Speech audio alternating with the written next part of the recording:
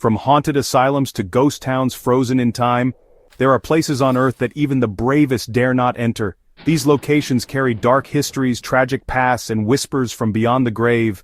Welcome to the most haunted abandoned places in the world.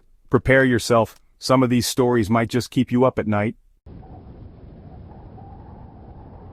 We're starting our journey in Pripyat, Ukraine, a city forever scarred by the Chernobyl disaster. Imagine this, a bustling city of 50,000 people, vibrant and alive, reduced to a ghost town in a single, terrifying day. April 26, 1986.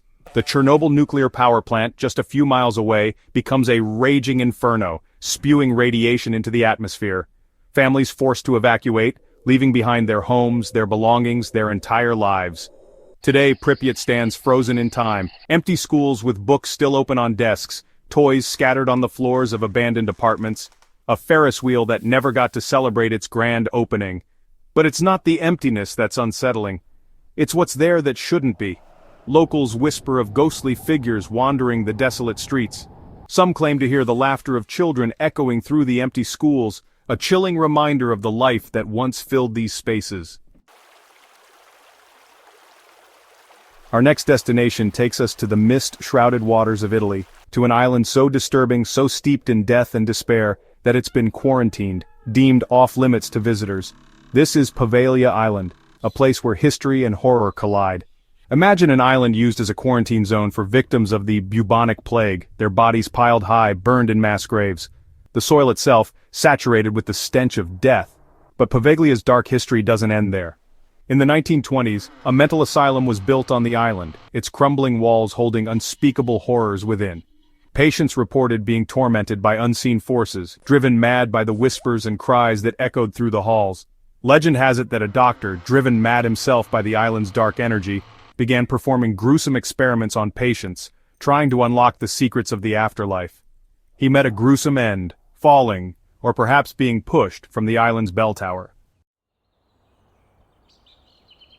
At the base of Mount Fuji, shrouded in an eerie silence, lies Aokigahara, a place the Japanese call the Sea of Trees. But this tranquil name belies a chilling truth. This is the suicide forest, a place where shadows cling to the soul, and despair hangs heavy in the air. The forest floor, eerily silent, is covered in a thick carpet of moss, muffling the sound of footsteps. Sunlight struggles to penetrate the dense canopy, casting long, disorienting shadows.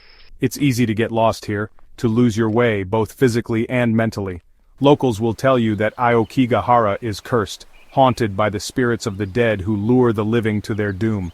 They say the forest itself calls to those who are lost and hopeless, tempting them with a false promise of peace. Chapter 4. Eastern State Penitentiary, where silence drove men mad. Our journey into the heart of darkness takes us to Philadelphia, to the imposing walls of Eastern State Penitentiary. This isn't just any prison, it's a place where the punishment wasn't just confinement, but utter and complete isolation. Built in 1829, Eastern State was a grand experiment in prison reform. Inmates lived in solitary confinement, their only contact with the outside world, a small sliver of sky visible through a barred window. The silence, they believed, would lead to penitence. Instead, it drove many to madness. The weight of solitude, the crushing despair of confinement seeped into the very stones of Eastern State. Now, years after its abandonment, the prison echoes with the tormented whispers of its former inmates. Chapter 5. Humberstone and Lenoria, Ghosts of the Atacama. We journey now to the desolate Atacama Desert of Chile, to the ghost towns of Humberstone and Lenoria. Once bustling saltpeter mining towns, they are now eerie testaments to the fleeting nature of human endeavor. Imagine a landscape so harsh, so unforgiving that it feels like another planet. The air is dry, the silence deafening, the only movement the swirling dust devils dancing across the parched earth. This is where you'll find Humberstone and Lenoria, frozen in time, their empty buildings baking under the relentless desert sun. But these towns are not as deserted as they seem. Locals will tell you that the spirits of the miners, who toiled and died under brutal conditions, still wander the streets. They whisper of mass graves, of miners buried alive in accidents, their souls unable to find peace in the afterlife. Chapter 6. Château de Brissac, the Green Lady's Lament. Our pursuit of the paranormal takes us deep into the French countryside, to the imposing Château de Brissac, a grand castle with a dark and bloody past. Behind its majestic facade lies a tale of betrayal, murder, and a restless spirit that walks the halls. Imagine the year 1400. The lord of the castle discovers his wife in the arms of another man. Consumed by rage, he takes their lives, their screams echoing through the castle walls. But their deaths were not the end. They were only the beginning. Today, visitors to Château de Brissac whisper of the Green Lady, the ghostly apparition of the murdered wife. They say she can be seen wandering the halls, her face forever frozen in a mask of anguish, her moans echoing through the silence. Chapter 7. Island of the Dolls, where innocence hangs by a thread. Our exploration of the world's most haunted places takes a disturbing turn as we journey to Xochimilco, Mexico, to a place where childhood innocence collides with the macabre. This is the Isla de las Muñecas, the Island of the Dolls. Imagine a small island hidden amidst the canals, its trees and structures adorned with hundreds, perhaps thousands of dolls. Their lifeless eyes stare blankly out at the world, their limbs twisted at unnatural angles. This is not a place for the faint of heart. The story goes that a young girl drowned in the canals surrounding the island. The caretaker, a man named Don Julian Santana Barrera, claimed to be haunted by her spirit. He began hanging dolls, found in the trash or brought to the island by visitors, as a way to appease her restless soul. But the dolls, instead of warding off evil, seem to have become vessels for something darker. Chapter 8. Bannerman Castle, Arsenal of Shadows. Our final destination takes us to the Hudson River, just a stone's throw from the bustling metropolis of New York City, to a decaying castle that seems plucked from the pages of a Gothic novel.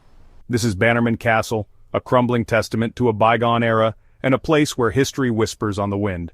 Built in the early 1900s by Francis Bannerman VI, a Scottish immigrant who made his fortune selling military surplus, the castle was intended to be a storage facility for his vast arsenal of weaponry. But tragedy struck in 1920 when 200 tons of ammunition exploded, reducing much of the castle to rubble. Today, Bannerman Castle stands in ruins, its skeletal frame slowly being reclaimed by nature. But some believe the explosions did more than destroy stone and mortar. They believe they unleashed something sinister, something that lurks in the shadows of the crumbling walls.